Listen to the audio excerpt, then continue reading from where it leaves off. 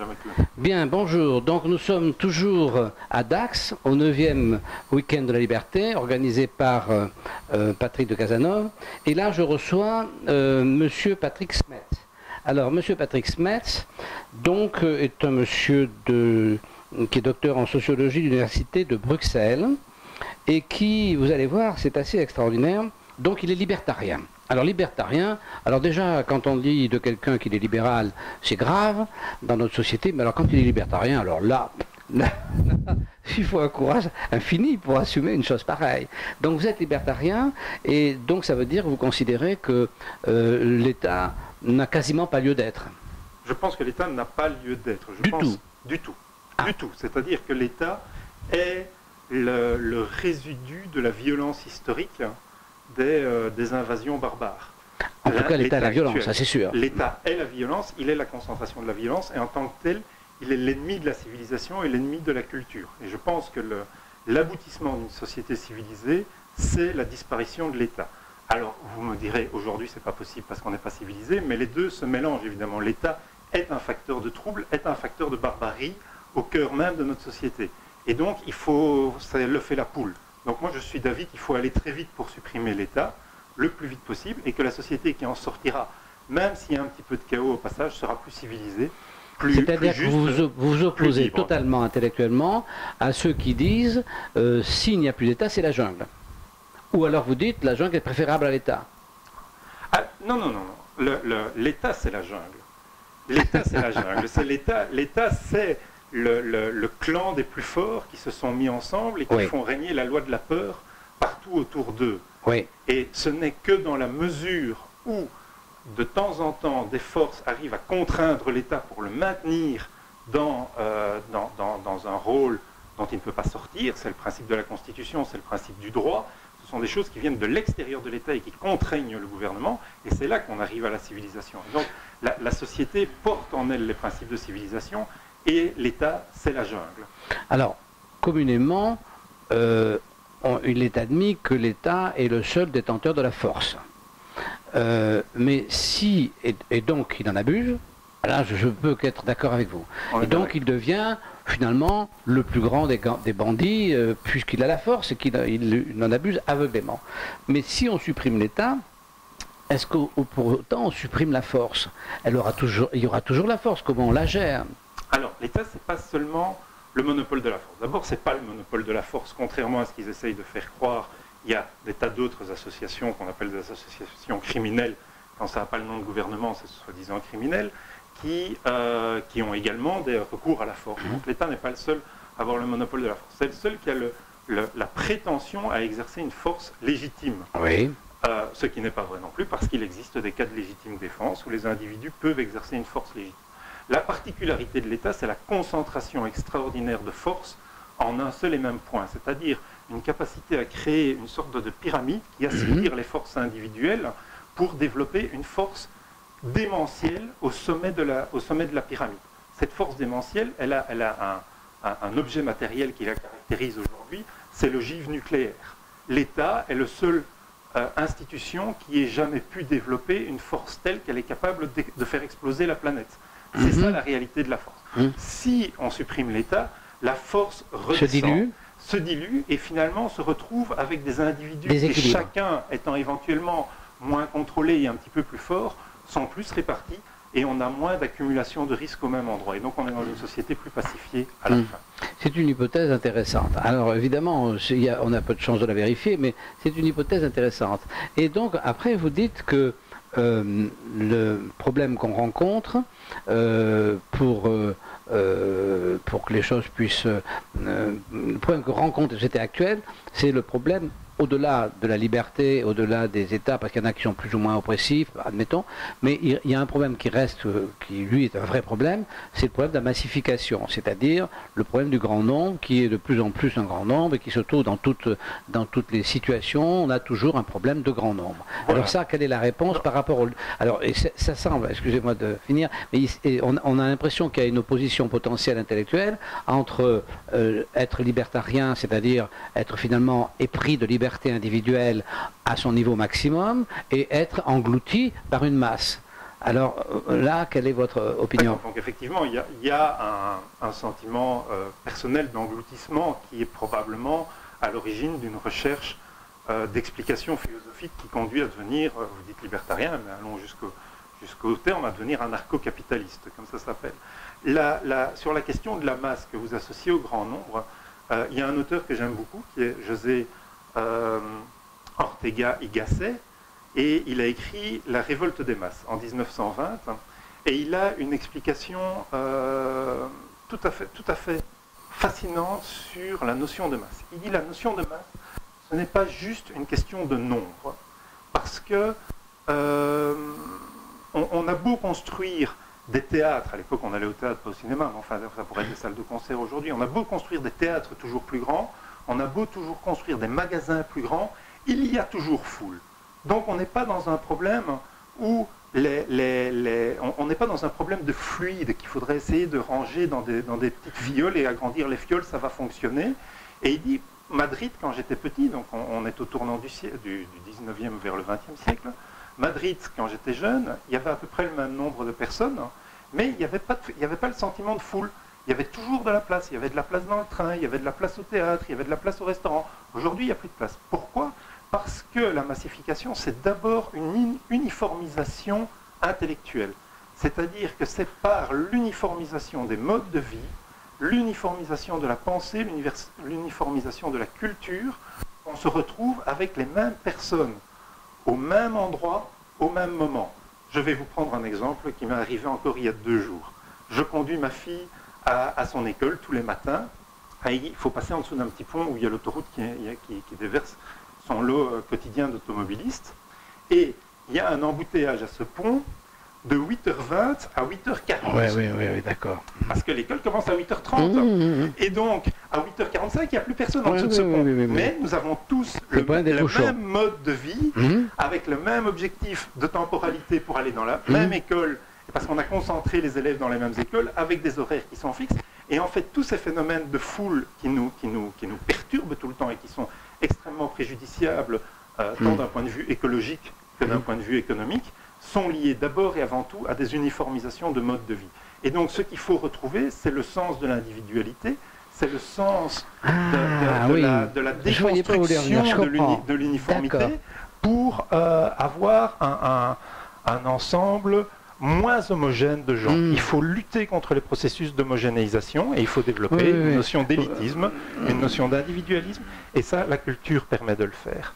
Oui, vous pensez qu'effectivement, si tout le monde, il reste beaucoup de place, si tout le monde ne va pas, tous en même temps au même endroit. C'est-à-dire que si par exemple vous mettez sur un pont de l'autoroute entre le 1er août et le 30 juillet, vous voyez des gens agglutinés pendant plusieurs heures, et dans la petite route qui est à 200 mètres, il n'y a pas un chat. On est bien d'accord là-dessus. Ouais. Donc, et vous dites, en fait, il faudrait qu'ils n'aient pas tous envie ou le besoin d'être sur l'autoroute entre le 30 juillet et le 1er août. Ah, ça, c'est pas facile. Hein. Et donc, pour ça, il suffirait de leur rendre leur liberté et ils n'iraient pas tous ensemble au même endroit. Ce n'est pas uniquement un combat politique. C'est aussi un combat culturel. C'est-à-dire qu'il y a aussi la nécessité d'injecter le goût de la différence, d'injecter le plaisir de ne pas faire la même chose que le voisin. Il y a un désir mimétique entre les hommes qui fait qu'on a tous envie d'aller au même endroit. Et ben, moi, par exemple, je vais très rarement en vacances dans le sud de la France. J'aime bien le nord de l'Europe.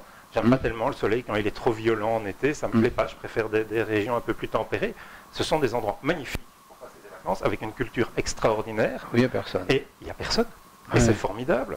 Et ben voilà, mais simplement, je ne suis pas en train de faire exactement la même chose que le voisin. C'est drôle parce que... les grandes entreprises, parce que quand on est anarcho-capitaliste, on nous dit toujours, oui, alors les grandes entreprises, c'est ça que vous voulez. Je pense que les grandes entreprises ont évidemment ce défaut de massifier les goûts. Et les grandes compagnies aériennes, les grandes compagnies de vacanciers avec le développement de méga complexes dans les pays méditerranéens, etc., participent évidemment à guider les gens vers des modes de vie identiques. Et cela, mais je ne pense pas, d'abord ce n'est pas à la loi, et d'ailleurs l'État renforce ce mouvement plus qu'autre chose, c'est un combat culturel, comme je disais, et donc il faut retrouver le sens de son individualité. Oui, je suis... j'avoue que j'avais survolé, j'ai survolé la littérature libertarienne parce que ça me paraissait la disparition totale de l'État. J'arrive pas à le concevoir réellement. Donc pour moi, l'État réduit me semblait suffisant, donc le libéralisme me semblait suffisant, mais toujours une espèce de mystère pour le libertarien. C'est quand même, c'est la première fois que j'en vois un vrai en chair et en os. On est quelques-uns quand même, on est de plus en plus nombreux. Pas beaucoup. Alors, ce qui me trouble dans votre affaire, c'est que quelque part, vous vous rapprochez des écolos, genre Montassier, genre ces gens qui vont dans le monde chercher des endroits où ils sont tout seuls. Alors, à un moment donné, la massification extrême, puisque on parle qu'on serait 50 milliards, c'est que l'endroit où on est tout seul, il n'existe pas. Et est-ce que, alors vous dites, mais c'est pas le problème d'aller chercher un endroit tout seul, c'est le problème de ne pas être au même endroit en même temps. Ouais. Alors d'abord, les grands espaces vierges continuent d'exister. Et puis bon, on peut être modéré aussi. On n'est pas non plus obligé d'aller tous vivre sur une île déserte. Oui. Certainement pas la même tous en même temps, sinon on n'a rien résolu. Mais vous parlez des écolos, mais c'est un mouvement qui est présent depuis la nuit des temps. Enfin, je veux dire, le retrait d'une série d'individus qui veulent vivre plus authentiquement. C'est l'origine des monastères, etc. Et les Américains, dans le mouvement libertarien américain, il y a énormément de ce plaisir des grands espaces. Alors en Europe, les grands espaces, il y en a un petit peu moins, il faut bien le reconnaître. Mais on n'a pas besoin d'un très grand espace. Je veux dire, il y a moyen de se distribuer plus. Si déjà on ne se rue pas là où tout le monde se trouve, et que vous pensez que ça pourrait se faire naturellement? Ça pourrait se faire naturellement. Mais parce qu'il n'y a pas d'exemple animal. Si vous voulez, les animaux qui vivent en groupe, ils sont toujours regroupés. Et les animaux qui vivent seuls, ils sont seuls parce qu'ils sont vraiment seuls. Mais on n'a pas bien de... Est-ce que c'est une utopie ou est-ce que ça pourrait exister? En tout cas, c'est drôlement intéressant, effectivement. Il n'y a aucun animal qui vit dans des mégalopoles de 10 millions d'habitants. Ah, bah si, les abeilles et tout le bazar. Mais c'est biologiquement très très loin. C'est un peu. Ah, mais il y a des gens qui disent que non. Il y a des groupes naturels. La solitude seule, ça peut rendre fou. Donc il faut avoir des contacts humains. Je ne suis pas en train de sombrer dans la misanthropie complète. Mais il y a un juste milieu. Et il y a surtout une volonté, une tendance de réapprendre un peu de solitude, un peu de déconnexion. On est tout le temps connecté sur Facebook, sur Twitter, etc. C'est quelque chose qui est très très mauvais à long terme, je pense. Il faut réapprendre le silence, le retrait.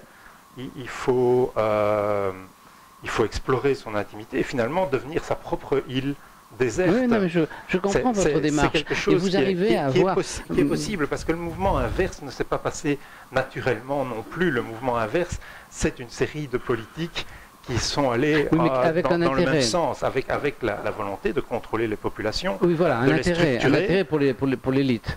Donc dans votre cas, il n'y a plus d'élite, il n'y a plus de nécessité d'élite. Dans ce que vous décrivez, il n'y a plus de nécessité d'élite, puisque il n'y a plus de structure. Donc s'il n'y a plus de structure, il n'y a plus de commandement, donc il n'y a plus d'élite. Alors est-ce que les hommes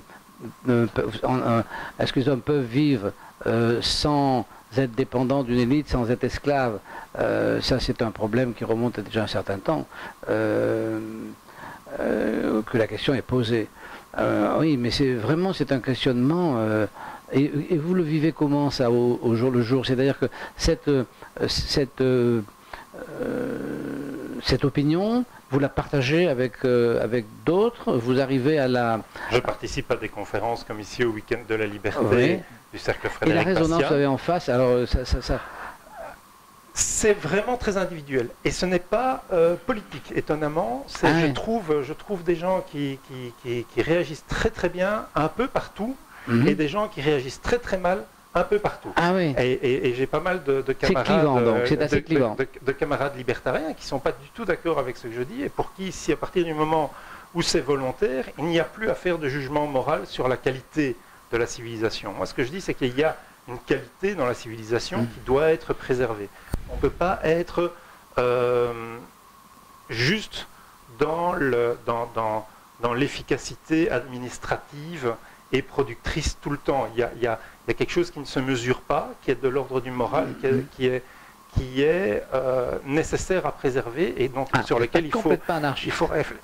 Mais je pense que si, je pense. Alors, ça, c'est un vieux fantasme, c'est que l'anarchie voudrait tout détruire. Vous n'oubliez pas que le A dans le O, ça veut dire... Elle veut tout admettre, c'est pas pareil. L'anarchie, elle veut tout admettre. Elle ne veut pas tout détruire. L'anarchie, le principe d'anarchie, pour moi, le principe d'anarchie, c'est de tout admettre. Donc, si vous voulez, du moment que c'est humain, il n'y a pas de jugement. C'est ça l'anarchie. Je ne juge pas. C'est ce qu'on n'aime pas, on le combat par la raison. On ne le combat pas par la force. Alors que le gouvernement utilise toujours la force en premier moyen. Oui. Donc l'anarchie, c'est d'abord la disparition de la force dans les relations humaines.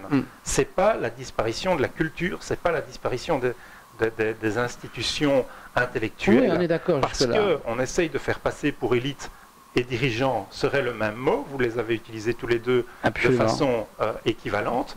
Je ne pense pas que les dirigeants soient une véritable élite. Au contraire, ils sont de plus en plus représentatifs de la masse et totalement connectés à la masse. Et quand vous faites partie des élites intellectuelles et les gens qu'on admire intellectuellement et qu'on suit, on se rend compte que systématiquement, la première chose qu'ils disent, c'est « moi, je ne veux pas exercer le pouvoir parce que, parce que ça ne fait pas partie des désirs nobles de l'homme, en fait. » Absolument. Et donc, je dis, l'aboutissement de la civilisation, c'est l'anarchie, parce que c'est la disparition... Oui, mais ça, alors c'est très intéressant. C'est la disparition de l'État. Quand dans sa vie, on a fréquenté ou touché d'assez près le pouvoir, on sait que c'est inacceptable. C'est inacceptable d'avoir le pouvoir. Parce que, si vous voulez, vous êtes obligé de casser des choses qui ne méritent pas d'être cassées. C'est ça le problème du pouvoir. Donc, je suis d'accord complètement sur le fait que le pouvoir est quelque chose d'inhumain. C'est pas normal. On ne peut pas avoir envie du pouvoir si on est un honnête homme et si on aime l'humanité. On ne peut pas avoir envie du pouvoir. Ça, je suis d'accord avec vous, complètement. Ah, c'est intéressant. Hein. Je vous remercie. Ah oui, non, c'est intéressant, mais c'est des discussions qu'on n'a pas souvent. Donc, si vous voulez, c'est quand même très intéressant. Alors, je ne vais pas être là quand vous allez faire votre présentation, je le regrette, hein, parce que ça m'aurait vraiment plu. Hein. Mais bon, je suis obligé de partir. Ça va être filmé également, et vous pourrez le trouver certainement sur une autre vidéo qui sera liée à celle-ci, je n'en doute pas un seul instant. Absolument, absolument, ça sera filmé par Patrick.